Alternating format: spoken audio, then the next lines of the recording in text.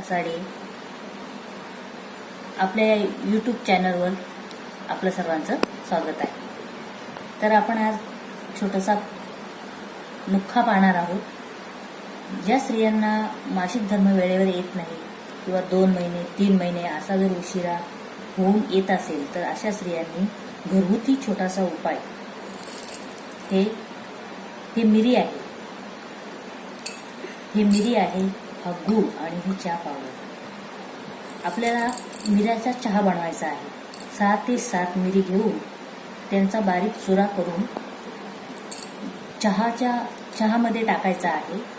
गूळ कशासाठी तर हा मिरी आहे तो तिखट आहे, उष्णतावर्धक आहे, म्हणून गोडाचा चहा बनवण्यासाठी हा गूळ घ्यायचा आहे। अशा प्रकारे 3 वस्तू त्यामध्ये ॲड कराव्या लागतील। तर तुम्ही नक्की आवर्जून करून पहा।